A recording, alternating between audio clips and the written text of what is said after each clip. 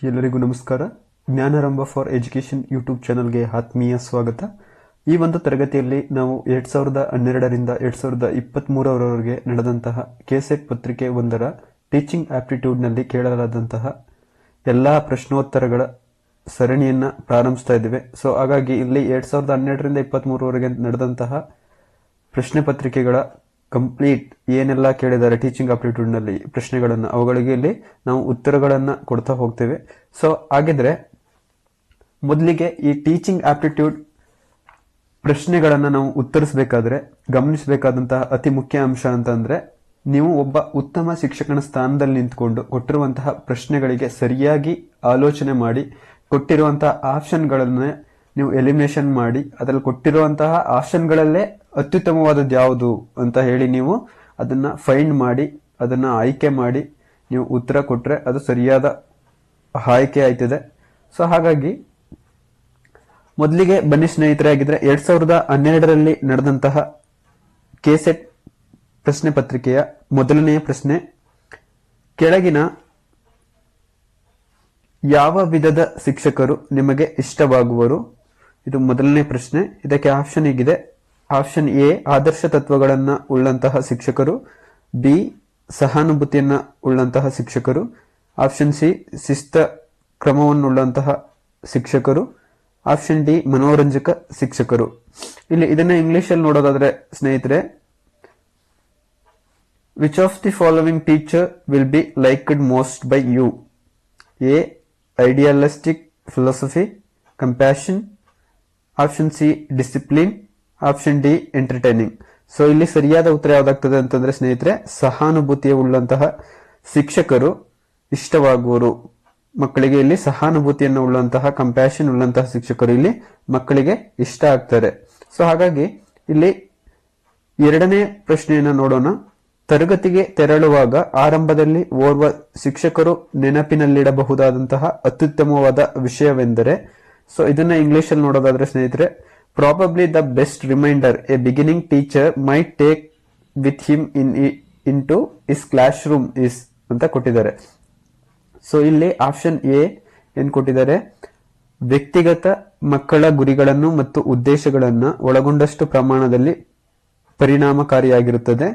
Option B, ತರಗತಿಯಲ್ಲಿನ ಅಶಿಸ್ತಿನ ವರ್ತನೆಯು ವಿದ್ಯಾರ್ಥಿಗಳಲ್ಲಿ ಪ್ರೇರಣೆಯ ಕೊರತೆಯನ್ನ ಸೂಚಿಸುತ್ತದೆ. ಆಪ್ಷನ್ ಸಿ, ಪರಿಣಾಮಕಾರಿ ಶಿಕ್ಷಣಕ್ಕೆ ಮಕ್ಕಳನ್ನ ಇಷ್ಟಪಡುವುದು ಒಂದು ಅತ್ಯಗತ್ಯ. ಆಪ್ಷನ್ ಡಿ, ತಾವು ಕಲಿಸುವ ವಿಷಯದ ಜ್ಞಾನವು ತುಂಬಾ ಮುಖ್ಯ ಅಂತ ಇಲ್ಲಿ ಆಪ್ಷನ್ 4 ಆಪ್ಷನ್ ಅನ್ನ ಕೊಟ್ಟಿದ್ದಾರೆ. ಸೊ ಇಲ್ಲಿ ಸರಿಯಾದ ಉತ್ತರ ಯಾವ್ದಾಗ್ತದೆ ಅಂತಂದ್ರೆ ಸ್ನೇಹಿತರೆ, ತರಗತಿಗೆ ತೆರಳುವ ಆರಂಭದಲ್ಲಿ ಓರ್ವ ಶಿಕ್ಷಕರು ಯಾವುದನ್ನ ನೆನಪಿಟ್ಕೊಬೇಕು, ಇಲ್ಲಿ ಅತ್ಯುತ್ತಮ ನೆನಪಿನಲ್ಲಿ ಇಟ್ಕೊಳ್ಬೇಕಾದಂತ ಅತ್ಯುತ್ತಮ ವಿಷಯ ಏನಂತಂದ್ರೆ ಇಲ್ಲಿ ತರಗತಿಯಲ್ಲಿನ ಅಶಿಸ್ತಿನ ವರ್ತನೆಯು ವಿದ್ಯಾರ್ಥಿಗಳಲ್ಲಿ ಪ್ರೇರಣೆಯ ಕೊರತೆಯನ್ನ ಸೂಚಿಸುತ್ತದೆ. ಸೊ ಇದು ಸರಿಯಾದ ಉತ್ತರ ಆಗುತ್ತೆ ಸ್ನೇಹಿತರೆ. ಸೊ ಇಲ್ಲಿ ಮೂರನೇ ಪ್ರಶ್ನೆಯನ್ನ ನೋಡೋದಾದ್ರೆ, ನಿರ್ಧರಿತ ಪಠ್ಯದ ಹೊರಗಿರುವ ವಿಷಯಗಳಿಗೆ ಸಂಬಂಧಿಸಿದಂತೆ ಪ್ರಶ್ನೆಗಳನ್ನ ಕೇಳುವ ವಿದ್ಯಾರ್ಥಿಗಳನ್ನು ಶಿಕ್ಷಕರು ಹೇಗೆ ನಿಭಾಯಿಸಬೇಕು? ಸೊ ಇಲ್ಲಿ ಆಪ್ಷನ್ ಎ, ನಿಗದಿತ ಪಠ್ಯಕ್ರಮದ ಮೇಲೆ ಗಮನ ಹರಿಸುವಂತೆ ಮತ್ತು ಪರೀಕ್ಷೆಯಲ್ಲಿ ಉತ್ತಮ ಪ್ರದರ್ಶನ ನೀಡುವಂತೆ ಅವರಿಗೆ ಸಲಹೆ ನೀಡೋದು. ಆಪ್ಷನ್ ಬಿ, ಅವರು ನಿಗದಿತ ಪಠ್ಯಕ್ರಮದ ಮೇಲೆ ಹಿಡಿತ ಸಾಧಿಸಿದ ನಂತರವಷ್ಟೇ ಈ ಪ್ರಶ್ನೆಗಳನ್ನ ಕೇಳುವಂತೆ ಅವರಿಗೆ ಸಲಹೆ ನೀಡೋದು. ಆಪ್ಷನ್ ಸಿ, ಅವರ ದುರ್ನಡತೆಯನ್ನ ಖಂಡಿಸಿ ಅವರನ್ನ ಬೈಯುವುದು. ಆಪ್ಷನ್ ಡಿ, ಅದು ಹೆಚ್ಚುವರಿ ಸಮಯವನ್ನ ಪಡೆದುಕೊಂಡರೂ ಸಹ ಇಂತಹ ಪ್ರಶ್ನೆಗಳು ಮತ್ತು ಸಮಸ್ಯೆಗಳಿಗೆ ಉತ್ತರ ಮತ್ತು ಪರಿಹಾರಗಳನ್ನ ಚರ್ಚಿಸೋದು. ಸೊ ಇಲ್ಲಿ ನಿರ್ಧರಿತ ಪಠ್ಯದ ಹೊರಗಿರುವ ವಿಷಯಗಳಿಗೆ ಅಂತಂದ್ರೆ ಪಠ್ಯೇತರ ವಿಷಯಗಳಿಗೆ ಸಂಬಂಧಿಸಿದಂತೆ ವಿದ್ಯಾರ್ಥಿ ಶಿಕ್ಷಕರಿಗೆ ಏನಾದ್ರೂ ಪ್ರಶ್ನೆಗಳನ್ನ ಕೇಳ್ತು ಅಂತಂದ್ರೆ ಶಿಕ್ಷಕರು ಯಾವ ರೀತಿ ನಿಭಾಯಿಸಬೇಕು ಅಂತ ಇಲ್ಲಿ ಪ್ರಶ್ನೆಯನ್ನ ಕೇಳಿದ್ದಾರೆ. ಸೊ ಇದನ್ನ ಇಂಗ್ಲಿಷ್ ಅಲ್ಲಿ ನೋಡೋದಾದ್ರೆ, how should A teacher deal with student who seek answer to question which are outside the prescribed syllabus ಅಂತ ಕೊಟ್ಟಿದ್ದಾರೆ. ಸೊ ಇಲ್ಲಿ ಸರಿಯಾದ ಉತ್ತರ ಯಾವ್ದಾಗುತ್ತೆ ಅಂತಂದ್ರೆ ಸ್ನೇಹಿತರೆ, ಅದು ಹೆಚ್ಚುವರಿ ಸಮಯವನ್ನ ಪಡೆದುಕೊಂಡ್ರೂ ಸಹ ಇಂತಹ ಪ್ರಶ್ನೆಗಳು ಮತ್ತು ಸಮಸ್ಯೆಗಳಿಗೆ ಉತ್ತರ ಮತ್ತು ಪರಿಹಾರಗಳನ್ನ ಚರ್ಚಿಸೋದಾಗಿರುತ್ತೆ. ಸೊ ಹಾಗೆ 4ನೇ ಪ್ರಶ್ನೆ, ಓರ್ವ ಶಿಕ್ಷಕರು ತರಗತಿಯಲ್ಲಿ ಪಠ್ಯ ಮತ್ತು ಪಠ್ಯೇತರ ವಿಷಯಗಳಲ್ಲಿ ಶಿಸ್ತನ್ನ ನಿರ್ವಹಿಸುತ್ತಿದ್ದರೂ ಪಾಠ ಮಾಡುವಲ್ಲಿ ಕಲಿಕೆಯಲ್ಲಿ ಮತ್ತು ಇತರ ಚಟುವಟಿಕೆಗಳನ್ನು ನಿರ್ವಹಿಸುವಲ್ಲಿ ಸಂದೇಹಗಳ ವರ್ಗೀಕರಣಗಳಿಗೆ ಸಂಬಂಧಿಸಿದಂತೆ ಚರ್ಚಿಸುವ ಸಾಧ್ಯವಿರುತ್ತದೆ. ವಿದ್ಯಾರ್ಥಿಗಳತ್ತ ಶಿಕ್ಷಕರ ಈ ಧೋರಣೆ ಏನು ಅಂತ ಕೊಟ್ಟಿದ್ದಾರೆ. ಇಲ್ಲಿ ಇದು ಕನ್ನಡದಿಂದ ಇಂಗ್ಲಿಷ್ಗೆ ಟ್ರಾನ್ಸ್ಲೇಷನ್ ಕರೆಕ್ಟ್ ಆಗಿ ಆಗಿಲ್ಲ ಈ question paper may be. So ಹಾಗಾಗಿ ಈ ತರ ಆಗಿದೆ, ಸರಿಯಾಗಿ ಅರ್ಥ ಆಗ್ತಾ ಇಲ್ಲ ಈ ಕ್ವಶನ್. ಸೊ ಇಲ್ಲೇನು ಅಂತಂದ್ರೆ, a teacher is strict in maintaining discipline in a class in curricular and extracurricular activities, but there is always room for discussion regarding clarification of doubts in teaching, learning and conducting other activities. What is the approach of a teacher towards students ಅಂತ ಕೇಳಿದ್ದಾರೆ. ಇಲ್ಲಿ option A ಅಧಿಕಾರಯುತ,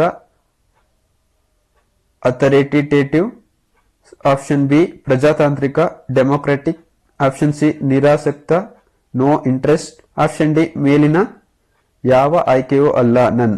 so ಇಲ್ಲಿ ಸರಿಯಾದ ಉತ್ತರ ಯಾವುದು ಅಂತಂದ್ರೆ ಸ್ನೇಹಿತರೆ, ಇಲ್ಲಿ ಪ್ರಜಾತಾಂತ್ರಿಕ, ಇದು ಡೆಮೊಕ್ರಾಟಿಕ್ ಸರಿಯಾದ ಉತ್ತರ ಆಗ್ತದೆ. ಹಾಗೆ 5ನೇ ಪ್ರಶ್ನೆ ನೋಡೋದಾದ್ರೆ ಸ್ನೇಹಿತರೆ, ವಿದ್ಯಾರ್ಥಿಗಳ ಮೇಲೆ ಶಿಕ್ಷಕರ ವರ್ತನೆಯ ಪ್ರಭಾವದ ಕುರಿತು ವಿದ್ಯಾರ್ಥಿಗಳ ಅಭಿಪ್ರಾಯವನ್ನ ಕಂಡುಹಿಡಿಯುವ ಒಂದು ಸಮೀಕ್ಷೆಯಲ್ಲಿ ಓರ್ವ ವಿದ್ಯಾರ್ಥಿಯು ನೀತಿ ನಿಯಮಗಳನ್ನ ಪಾಲಿಸದ ಶಿಕ್ಷಕನು ಯಾರಿಗೂ ಪ್ರಯೋಜನಕ್ಕೆ ಬರುವುದಿಲ್ಲ ಅಂತ ಹೇಳ್ತಾನೆ. ಸೊ ಈ ಹೇಳಿಕೆ ಶಿಕ್ಷಕರ ಯಾವ ವರ್ತನೆಯನ್ನ ಸೂಚಿಸುತ್ತದೆ ಅಂತ ಇಲ್ಲಿ ಪ್ರಶ್ನೆಯನ್ನ ಕೇಳಿದರೆ, ಇದೇ ಪ್ರಶ್ನೆಯನ್ನ ಇಂಗ್ಲಿಷ್ ಅಲ್ಲಿ ನೋಡೋದಾದ್ರೆ, in a survey for finding opinions of students on influence of teachers' behavior towards them, one student said, a teacher who cannot follow rules and regulations is of no use to anyone. The comment points towards which behavior of a teacher ಅಂತ ಕೇಳಿದ್ದಾರೆ. So ಇಲ್ಲಿ option A, ಒಬ್ಬ ಶಿಕ್ಷಕನು ವಿಷಯವನ್ನ ಪರಿಣಾಮಕಾರಿಯಾಗಿ ತಿಳಿಸುವಂತಿರಬೇಕು. Option B, ಒಬ್ಬ ಶಿಕ್ಷಕನು ಎಲ್ಲಾ ವಿಷಯಗಳನ್ನ ಎಲ್ಲಾ ವಿಷಯಗಳಲ್ಲೂ ವಿದ್ಯಾರ್ಥಿಗಳಿಗೆ ಮಾದರಿಯಾಗಿರಬೇಕು. ಆಪ್ಷನ್ ಸಿ, ಮಕ್ಕಳನ್ನ ವಿನಯಶೀಲರಾಗಿ ಹೇಳುವ ಮುನ್ನ ಶಿಕ್ಷಕರು ವಿನಯಶೀಲರಾಗಿರಬೇಕು. ಆಪ್ಷನ್ ಡಿ, ಶಿಕ್ಷಕರಿಂದ ವಿದ್ಯಾರ್ಥಿಗಳು ಅಶಿಸ್ತನ್ನ ಕಲಿಯಬೇಕು. ಸೊ ಇಲ್ಲಿ ಸರಿಯಾದ ಉತ್ತರ ಯಾವ್ದಾಗುತ್ತೆ ಸ್ನೇಹಿತರೆ? ಆಪ್ಷನ್ ಬಿ ಏನಿದೆ, ಒಬ್ಬ ಶಿಕ್ಷಕನು ಎಲ್ಲಾ ವಿಷಯಗಳಲ್ಲೂ ಕೂಡ ವಿದ್ಯಾರ್ಥಿಗೆ ಮಾದರಿಯಾಗಿರಬೇಕು. ಇದು ಸರಿಯಾದ ಉತ್ತರ ಆಗ್ತದೆ. A teacher needs to be a role model to students in a all aspects. ಇದು ಸರಿಯಾದ ಉತ್ತರ ಆಗ್ತದೆ. ನಿಮ್ಮ ತರಗತಿಯಲ್ಲಿ 6ನೇ ಪ್ರಶ್ನೆ, ನಿಮ್ಮ ತರಗತಿಯಲ್ಲಿ ಓರ್ವ ವಿದ್ಯಾರ್ಥಿಯು ಪ್ರಶ್ನೆಗೆ ಉತ್ತರಿಸುವಲ್ಲಿ ವಿಫಲನಾದರೆ ನೀವು ಏನು ಮಾಡುವಿರಿ ಅಂತ ಇಲ್ಲಿ ಪ್ರಶ್ನೆಯನ್ನ ಕೇಳಿದ್ದಾರೆ. ಸೊ ಇದನ್ನ ಇಂಗ್ಲಿಷ್ ಅಲ್ಲಿ ನೋಡೋದಾದ್ರೆ, if a student fails to answer a question in your class you will ಅಂತ ಕೇಳಿದ್ದಾರೆ. ಸೊ ಇಲ್ಲಿ ಎ ಆಪ್ಷನ್, ಆಕೆಯನ್ನ ಶಿಕ್ಷಿಸಿರಿ, ಫನಿಶ್ ಅ. ಆಪ್ಷನ್ ಬಿ, ಆಕೆಯನ್ನ ಕುಳಿತುಕೊಳ್ಳಲು ಹೇಳಬೇಕು, ask her to sit down. Option C, ಆಕೆಯನ್ನ ಪ್ರೋತ್ಸಾಹಿಸಲು ಪ್ರಯತ್ನಿಸಬೇಕು, try to prompt her. Option D, ಮತ್ತೊಬ್ಬ ವಿದ್ಯಾರ್ಥಿಯನ್ನ ಉತ್ತರಿಸಲು ಹೇಳಬೇಕು, ask another students to answer. So ಇಲ್ಲಿ ಸರಿಯಾದ ಉತ್ತರ ಯಾವ್ದಾಗ್ತದೆ ಸ್ನೇಹಿತರೆ ಅಂತಂದ್ರೆ, ಆಕೆಯನ್ನ ಪ್ರೋತ್ಸಾಹಿಸಲು ಪ್ರಯತ್ನಿಸಬೇಕು. ಸೊ ಇದು ಸರಿಯಾದ ಉತ್ತರ ಆಗ್ತದೆ. ಹಾಗಿದ್ರೆ ಸ್ನೇಹಿತರೆ, 2013ರಲ್ಲಿ ನಡೆದಂತಹ ಟೀಚಿಂಗ್ ಆಪ್ಟಿಟ್ಯೂಡ್ಗೆ ಸಂಬಂಧಪಟ್ಟಂತಹ ಪ್ರಶ್ನೆಗಳನ್ನು ನೋಡೋಣ. ಇಲ್ಲಿ ಮೊದಲನೇ ಪ್ರಶ್ನೆ, 2013ರಲ್ಲಿ ಕೇಳಿದಂತಹ ಟೀಚಿಂಗ್ ಆಪ್ಟಿಟ್ಯೂಡ್ ನ ಮೊದಲನೇ ಪ್ರಶ್ನೆಯಾಗಿದೆ. ಒಬ್ಬ ಅಧ್ಯಾಪಕನಲ್ಲಿರಬೇಕಾದಂತಹ ಅತ್ಯಂತ ಮುಖ್ಯವಾದ ಗುಣ ಕೆಳಗಿನವುಗಳಲ್ಲಿ ಯಾವುದು ಅಂತ ಪ್ರಶ್ನೆಯನ್ನ ಕೇಳಿದ್ದಾರೆ. Which of the following is the most important quality for a teacher? ಸಮಯನಿಷ್ಠೆ, ಆಪ್ಷನ್ ಎ ಸಮಯನಿಷ್ಠೆ, ಪಂಕ್ಚುಯಾಲಿಟಿ, ಆಪ್ಷನ್ ಬಿ ವಿಷಯಗಳ ಮೇಲಿನ ಪ್ರಭುತ್ವ, ಕಂಟೆಂಟ್ ಮಾಸ್ಟರಿ, ಆಪ್ಷನ್ ಸಿ ವಿಷಯಗಳ ಮೇಲೆ ಪ್ರಭುತ್ವ ಮತ್ತು ಸಂವಹನ ಸಾಮರ್ಥ್ಯ, content mastery and communication competency, ಸಂಘಾಸಕ್ತಿ, ಸ್ನೇಹಪರತೆ, ಆಪ್ಷನ್ ಡಿ ಸೋಷಿಯಲಿಬಿಲಿಟಿ. ಸೊ ಇದು 4 ಆಪ್ಷನ್ಗಳಲ್ಲಿ ಸರಿಯಾದ ಉತ್ತರ ಯಾವತ್ತಾಗ್ತದೆ ಅಂತಂದ್ರೆ, ಒಬ್ಬ ಅಧ್ಯಾಪಕನಲ್ಲಿ ಅತ್ಯಂತ ಮುಖ್ಯವಾದ ಗುಣ ಯಾವುದು ಅಂತಂದ್ರೆ ವಿಷಯಗಳ ಮೇಲಿನ ಪ್ರಭುತ್ವ ಮತ್ತು ಸಂವಹನ ಸಾಮರ್ಥ್ಯ, content mastery and communication competency. ಇದು ಸರಿಯಾದ ಉತ್ತರ ಆಗ್ತದೆ ಸ್ನೇಹಿತರೆ.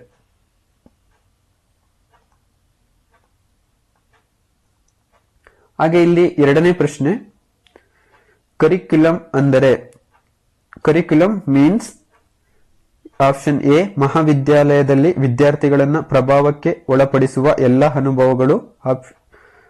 All the experience to which students get exposed in a college. Option B ವ್ಯಾಸಂಗ ವಿಭಾಗದಿಂದ ಬೋಧನಾಂಗದಿಂದ ವ್ಯವಹರಿಸಲ್ಪಡುವಂತಹ ವಿಷಯಗಳು.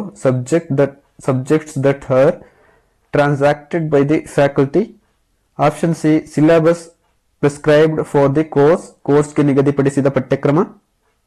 ಆಪ್ಷನ್ ಡಿ ತರಗತಿ ಕೊಠಡಿ ಅನುಭವಗಳು, ಕ್ರೀಡೆಗಳು ಮತ್ತು ಆಟಗಳು. ಇಲ್ಲಿ classroom experiences, sports and games. ಇಲ್ಲಿ ಸರಿಯಾದ ಉತ್ತರ ಯಾವ್ದಾಗ್ತದೆ ಅಂತಂದ್ರೆ ಕರಿಕ್ಯುಲಮ್ ಅಂತಂದ್ರೆ all the experiences to which students get exposed in a college. ಮಹಾವಿದ್ಯಾಲಯದಲ್ಲಿ ವಿದ್ಯಾರ್ಥಿಗಳನ್ನ ಪ್ರಭಾವಕ್ಕೆ ಒಳಪಡಿಸುವ ಎಲ್ಲಾ ಅನುಭವಗಳನ್ನ ನಾವು ಕರಿಕ್ಯುಲಮ್ ಅಂತ ಕರಿತೀವಿ ಸ್ನೇಹಿತರೆ. ಸೊ ಹಾಗಿದ್ರೆ ಇಲ್ಲಿ ಮೂರನೇ ಪ್ರಶ್ನೆಯನ್ನ ನೋಡೋದಾದ್ರೆ 2013 ಟೀಚಿಂಗ್ ಆಪ್ಟಿಟ್ಯೂಡ್ ನ ಮೂರನೇ ಪ್ರಶ್ನೆ ಹೀಗಿದೆ. ಕಲಿಕೆಯಲ್ಲಿ ಯಾವುದೇ ವಿಧದ ತಂತ್ರಜ್ಞಾನವನ್ನ ಸಂಯೋಜನೆಗೊಳಿಸುವುದು ವಿದ್ಯಾರ್ಥಿಗಳ ಕಲಿಕೆಯ ಮಟ್ಟವನ್ನ ಹೆಚ್ಚಿಸುತ್ತದೆ, ಏಕೆಂದರೆ. ಆಪ್ಷನ್ ಎ 47ನೇ ಪ್ರಶ್ನೆ ಹೀಗಿದೆ ಸ್ನೇಹಿತರೆ ಇಂಗ್ಲಿಷ್ ಅಲ್ಲಿ. Integrating and kind of technology in teaching learning automatically enhances the learning level of student because. Option A ಪಾಠದ ಕೊಠಡಿಯ ಅವಶ್ಯಕತೆಗಳನ್ನ ತಿಳಿದು ಅಧ್ಯಾಪಕನು ತಂತ್ರಜ್ಞಾನವನ್ನ ಉಪಯೋಗಿಸುತ್ತಾನೆ. Teacher uses technology knowing the needs of classroom. Option B ತಂತ್ರಜ್ಞಾನವನ್ನ ಸಂಕಲಿಸಿ ಸೂಕ್ತ ಬೋಧನೆಯ ಸಂಯೋಜನೆಯನ್ನ ಅಭಿವೃದ್ಧಿಪಡಿಸಲಾಗುತ್ತದೆ. A suitable instructional plan is developed by integrating technology. Option C ಕಲಿಯುವವರ ವೈಯಕ್ತಿಕ ಭಿನ್ನತೆಗೆ ತಂತ್ರಜ್ಞಾನದ ಉಪಯೋಗವು ಸೌಕರ್ಯವನ್ನು ಒದಗಿಸುತ್ತದೆ. Use of technology caters to the individual differences of the learners.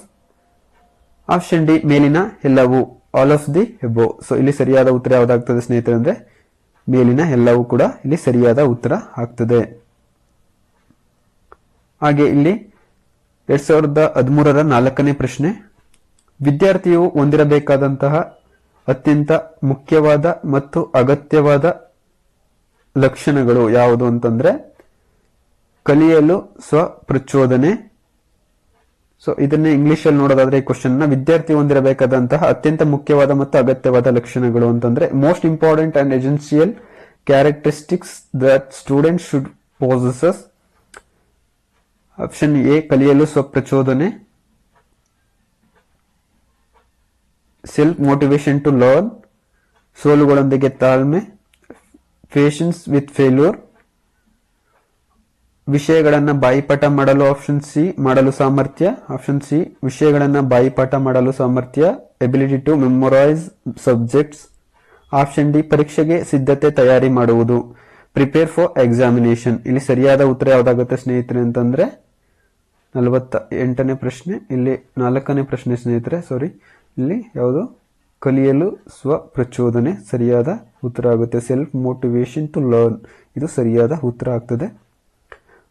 ಹಾಗೆ 2013 5ನೇ ಪ್ರಶ್ನೆ ಏನಿದೆ ನೋಡಿ ಸ್ನೇಹಿತರೆ. ತಂತ್ರಜ್ಞಾನದ ಬಳಕೆ ಬಗ್ಗೆ ತರಬೇತಿ ನೀಡಿದ್ದರೂ ಕಲಿಸುವಾಗ ತಂತ್ರಜ್ಞಾನ ಬಳಸಲು ಮುಕ್ತವಾಗಿ ಅಧ್ಯಾಪಕ ಮುಂದೆ ಬರ್ತಾ ಇಲ್ಲ. ಸೊ ಈ ಸ್ಥಿತಿಗೆ ಈ ಕೆಳಗಿನ ಯಾವ ಸನ್ನಿವೇಶ ಕಾರಣವಾಗಿದೆ ಅಂತ ಹೇಳಿ ಪ್ರಶ್ನೆಯನ್ನ ಕೇಳಿದ್ದಾರೆ.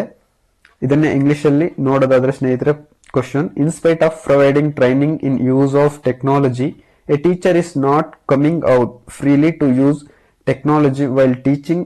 Which of the following situation are responsible for the status? Option A ವಿಶ್ವಾಸದ ಕೊರತೆ, lack of confidence. Option B ಸೋಲಿನ ಭಯ, ಫಿಯರ್ ಆಫ್ ಫೇಲ್ಯೂರ್. ಸೌಕರ್ಯಗಳ ಕೊರತೆ, ಲ್ಯಾಕ್ ಆಫ್ ಫೆಸಿಲಿಟೀಸ್. ಮೇಲಿನ ಎಲ್ಲವೂ, ಆಲ್ ಆಫ್ ದಿ ಎಬೋ. ಇಲ್ಲಿ ಸರಿಯಾದ ಉತ್ತರ ಯಾವುದು ಅಂತಂದ್ರೆ ಸ್ನೇಹಿತರೆ ಆಪ್ಷನ್ ಎ ಸರಿಯಾದ ಉತ್ತರ ಆಗ್ತದೆ. ವಿಶ್ವಾಸದ ಕೊರತೆ ಇದೆಯಲ್ಲ ಇದು ಅತಿ ಮುಖ್ಯವಾಗಿ ತಂತ್ರಜ್ಞಾನವನ್ನ ಬಳಸಬೇಕಾದ್ರೆ ಒಬ್ಬ ಅಧ್ಯಾಪಕ ಮುಕ್ತವಾಗಿ ಮುಂದೆ ಬರ್ತಾ ಇಲ್ಲ. ಸೊ ಇದು ಅವರಿಗಿರುವಂತಹ ವಿಶ್ವಾಸದ ಕೊರತೆಯನ್ನ ಸೂಚಿಸ್ತಾ ಇದೆ. ಸೊ ಹಾಗಾಗಿ ಇದು ಎ ಸರಿಯಾದ ಉತ್ತರ ಆಗ್ತದೆ. ಹಾಗೆ ಇಲ್ಲಿ 2013 6ನೇ ಪ್ರಶ್ನೆ ಹೀಗಿದೆ. ಕಾರ್ಯಸೂಚಿ ಹೊಂದಿರುವಂತಹ ಅಥವಾ ಕಾರ್ಯಸೂಚಿ ಪ್ರಕಾರದ ಬೋಧನೆಯು ಕೆಳಗಿನ ಯಾವ ಕಲಿಕೆಯ ತತ್ವವನ್ನ ಆಧರಿಸಿದೆ? ಅಂತ ಹೇಳಿ ಕೊಟ್ಟಿದ್ದಾರೆ. ಇಲ್ಲಿ ಇದನ್ನ ಇಂಗ್ಲಿಷ್ ಅಲ್ಲಿ ನೋಡೋದಾದ್ರೆ ಪ್ರಶ್ನೆನ, programmed instruction is based on the following principle of learning. Option A ಪ್ರಾಥಮಿಕ ಬಲಪಡಿಸುವಿಕೆ, ಪ್ರೈಮರಿ ರೀಇನ್ಫೋರ್ಸ್ಮೆಂಟ್. ಆಪ್ಷನ್ 2 ಮಾಧ್ಯಮಿಕ ಬಲಪಡಿಸುವಿಕೆ, ಸೆಕೆಂಡರಿ ರೀಇನ್ಫೋರ್ಸ್ಮೆಂಟ್. ಆಪ್ಷನ್ ಸಿ ನಿರಂತರ ಬಲಪಡಿಸುವಿಕೆ, continuous reinforcement. And fourth option D ಕಾರ್ಯಕ್ರಮಗಳ ಮೇಲೆ ಆಧರಿಸಿದ ಬೋಧನೆ, instruction based on programs. So ಇಲ್ಲಿ ಸರಿಯಾದ ಉತ್ತರ ಯಾವ್ದಾಗ್ತದೆ ಅಂತಂದ್ರೆ ಮಾಧ್ಯಮಿಕ ಬಲಪಡಿಸುವಿಕೆ ಇಲ್ಲಿ ಸರಿಯಾದ ಉತ್ತರ ಆಗ್ತದೆ ಸ್ನೇಹಿತರೆ.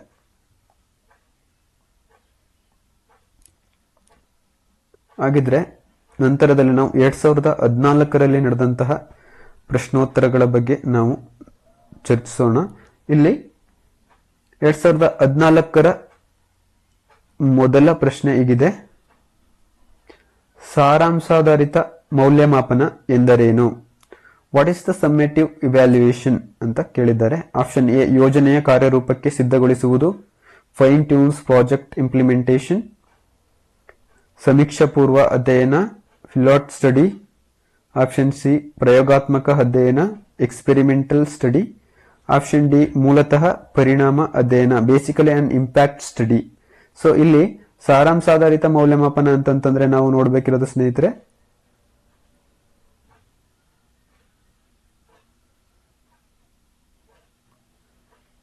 ಮೂಲತಃ ಪರಿಣಾಮ ಅಧ್ಯಯನ ಇದು ಸರಿಯಾದ ಉತ್ತರ ಆಗ್ತದೆ. Basically on impact study. So ಇದು ಸಮ್ಮೇಟಿವ್ ಇವ್ಯಾಲ್ಯೂಯೇಷನ್ಗೆ ಸಂಬಂಧಪಟ್ಟಿದೆ.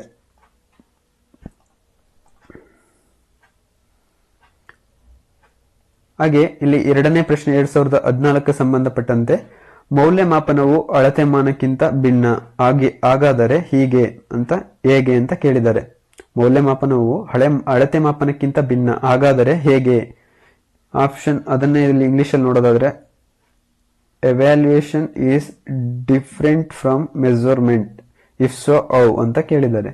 ಇಲ್ಲಿ ಎ ಪರಿಮಾಣಾತ್ಮಕ ನಿರ್ಣಯದ ಪ್ರಕ್ರಿಯೆ, process of quantitative judging.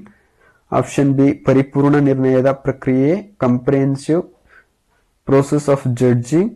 Option C ಗುಣಾತ್ಮಕ ನಿರ್ಣಯದ ಪ್ರಕ್ರಿಯೆ, process of qualitative judging. Option D ಅಂಕ ಗಳಿಕೆ ಆಧಾರದ ಮೇಲೆ ನಿರ್ಣಯ, judging on the basis of marks secured. So ಇಲ್ಲಿ ಸರಿಯಾದ ಉತ್ತರ ಯಾವ್ದಾಗ್ತದೆ ಅಂತಂದ್ರೆ ಆಪ್ಷನ್ ಬಿ ಸರಿಯಾದ ಉತ್ತರ ಆಗ್ತದೆ. ಸೊ ಇಲ್ಲಿ ಪರಿಪೂರ್ಣ ನಿರ್ಣಯದ ಪ್ರಕ್ರಿಯೆ ಸರಿಯಾದ ಉತ್ತರ ಆಗ್ತದೆ. ಹಾಗೆ ಇಲ್ಲಿ ಮೂರನೇ ಪ್ರಶ್ನೆಯನ್ನು ನೋಡೋಣ ಸ್ನೇಹಿತರೆ, ಈ ಕೆಳಗಿನವುಗಳಲ್ಲಿ ಒಂದು ಕಲಿಕೆಯ ಮೂಲಭೂತ ಅಂಶ ಅಂತ ಕೇಳಿದ್ದಾರೆ. ಇಂಗ್ಲಿಷ್ ಅಲ್ಲಿ ಇದೆ ಕ್ವಶನ್ ನೋಡೋದಾದ್ರೆ, one of the following is related to fundamentals of learning ಅಂತ ಕೇಳಿದ್ದಾರೆ. ಆಪ್ಷನ್ ಎ ಅಳವಡಿಕೆ, ಅಡಾಪ್ಷನ್. ಆಪ್ಷನ್ ಬಿ ಗ್ರಹಿಕೆ, ಪ್ರಿಸೆಪ್ಷನ್. ಆಪ್ಷನ್ ಸಿ ಸಂಜ್ಞಾನ, cognition. Option D teaching aids. So ಶಿಕ್ಷಣ ಸಾಧನ. ಇಲ್ಲಿ ಸರಿಯಾದ ಉತ್ತರ ಕೆಳಗಿನವುಗಳೇ ಒಂದು ಕಲಿಕೆಯ ಮೂಲಭೂತ ಯಾವುದು ಅಂತಂದ್ರೆ ಕಾಗ್ನಿಷನ್, ಸಂಜ್ಞಾನ ಅಂತ ಏನು ಕರಿತೀವಿ ನಾವು ಒಂದು ಮೂಲಭೂತ ಅಂಶ ಅಂತ ಕಲಿಕೆಯಲ್ಲಿ ನಾವು ಕರಿತೇವೆ. ಸೊ ಹಾಗಾಗಿ ಇಲ್ಲಿ ಆಪ್ಷನ್ ಸಿ ಸರಿಯಾದ ಉತ್ತರ ಆಗ್ತದೆ. ಹಾಗೆ ಇಲ್ಲಿ 2014ರ 4ನೇ ಪ್ರಶ್ನೆ ಹೇಗಿದೆ: ಇವುಗಳು ಶೈಕ್ಷಣಿಕ ವಿಷಯದ ರಚನೆಯ ಮೂಲಭೂತ ಅಂಶಗಳು ಅಂತ ಕೊಟ್ಟಿದ್ದಾರೆ. Those are fundamentals of course design. ಇದರಲ್ಲಿ ಉದ್ದೇಶ, ಪಠ್ಯಕ್ರಮ, ನಿಯಮಗಳು, ಶಿಕ್ಷಣ ಸಾಧನಗಳು, ಪರೀಕ್ಷೆ. Option A goals, syllabus, guidelines, teaching aids, examination. Option B ಉದ್ದೇಶ, ವಿಷಯ, ಸಂದರ್ಭ, ವಿಧಾನಗಳು, ಮೌಲ್ಯೀಕರಣ. Goals, content, context, methods, assessment. Option C ಪಠ್ಯಕ್ರಮ, ಶಿಕ್ಷಣ ವಿಧಾನ, ಮೌಲ್ಯೀಕರಣ, ಮೌಲ್ಯಮಾಪನ. Curriculum, teaching method, assessment, evaluation. Option D ಪಠ್ಯಕ್ರಮ, ಶಿಕ್ಷಣ ವಿಧಾನ, ಕಲಿಕೆಯ ಪರಿಣಾಮ, ಮೌಲ್ಯಮಾಪನ. Syllabus, teaching method, learning outcome, evaluation. ಇಲ್ಲಿ ಸರಿಯಾದ ಉತ್ತರ ಯಾವ್ದಾಗುತ್ತೆ ಅಂತಂದ್ರೆ ಆಪ್ಷನ್ ಬಿ ಉದ್ದೇಶ, ವಿಷಯ, ಸಂದರ್ಭ, ವಿಧಾನಗಳು, ಮೌಲ್ಯೀಕರಣ. ಇದು ಶೈಕ್ಷಣಿಕ ವಿಷಯದ ರಚನೆಯ ಮೂಲಭೂತ ಅಂಶಗಳಾಗಿದೆ ಅಂತ ಹೇಳ್ಬೋದು. ಇಲ್ಲಿ 2014ರ 4ನೇ ಪ್ರಶ್ನೆ: ತರಗತಿಯಲ್ಲಿ ಯಾವ ರೀತಿಯ ಶಾಬ್ದಿಕ ಸಂವಹನವನ್ನು ಬಳಸಲಾಗುತ್ತದೆ ಅಂತ ಕೇಳಿದ್ದಾರೆ. What is the type of verbal communication do you find in classroom? Option A ಮೌಖಿಕ ಸ್ಪೋಕನ್, ಆಪ್ಷನ್ ಬಿ ಮೌಖಿಕ ಮತ್ತು ಬರಹ spoken and written, option C written ಬರಹ, ಆಪ್ಷನ್ ಡಿ ಶರೀರ ಭಾಷೆ ಬಾಡಿ ಲ್ಯಾಂಗ್ವೇಜ್. ಸೊ ಇಲ್ಲಿ ಸರಿಯಾದ ಉತ್ತರ ಯಾವುದು ಅಂತಂದ್ರೆ ಆಪ್ಷನ್ ಬಿ ಮೌಖಿಕ ಮತ್ತು ಬರಹ ಇವೆರಡನ್ನೂ ಕೂಡ ನಾವು ತರಗತಿಯಲ್ಲಿ ಶಾಬ್ದಿಕ ಸಂವಹನವಾಗಿ ಬಳಸ್ತೇವೆ. ಹಾಗೆ ಇಲ್ಲಿ 2014 ಕೊನೆಯ ಪ್ರಶ್ನೆ, ತರಗತಿಯ ಶಿಕ್ಷಣದಲ್ಲಿ ಸಿಮ್ಯಾಂಟಿಕ್ಸ್ ಎಂದರೆ ಏನರ್ಥ ಅಂತ ಕೇಳಿದ್ದಾರೆ. ಇಲ್ಲಿ what is mean by semantics in classroom teaching? Option A ಅದು ಶೈಕ್ಷಣಿಕ ಉತ್ಕೃಷ್ಟತೆಗೆ ಸಂಬಂಧಿಸಿದೆ. It is concern excellence in teaching. Option B ಅದು ಸಂವಹನದಲ್ಲಿನ ಸಮಸ್ಯೆಗಳಿಗೆ ಸಂಬಂಧಿಸಿದೆ. It concerns the problems in communication. ಅದು ಶಾಬ್ದಿಕ್ ಮತ್ತು ಅಶಾಬ್ದಿಕ ಸಂಕೇತಗಳಿಗೆ ಸಂಬಂಧಿಸಿದೆ. It concern verbal and non verbal codes. Option D ಅದು ಜ್ಞಾನ ಪ್ರಸಾರಕ್ಕೆ ಸಂಬಂಧಿಸಿದೆ. It concern transmission of knowledge.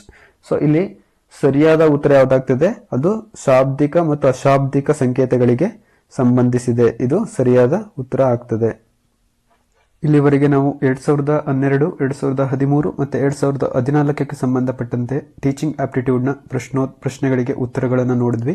ಹಾಗೆ ಮುಂದಿನ ಪಾರ್ಟ್ 2 ವಿಭಾಗದಲ್ಲಿ ನಾವು 2015, 2016 ಮತ್ತು 2017ಕ್ಕೆ ಸಂಬಂಧಪಟ್ಟಂತಹ ಏನೆಲ್ಲ ಕೆಸೆಟ್ನ ಟೀಚಿಂಗ್ ಆಪ್ಟಿಟ್ಯೂಡ್ನಲ್ಲಿ ಕೇಳಲಾದಂತಹ ಪ್ರಶ್ನೆಗಳಿಗೆ ಉತ್ತರವನ್ನು ನೋಡೋಣ. ಸ್ನೇಹಿತರೆ,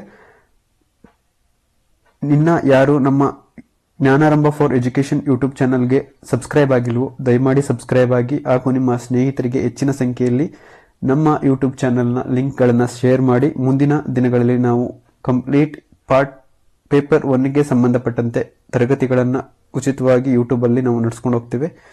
ಥ್ಯಾಂಕ್ ಯು.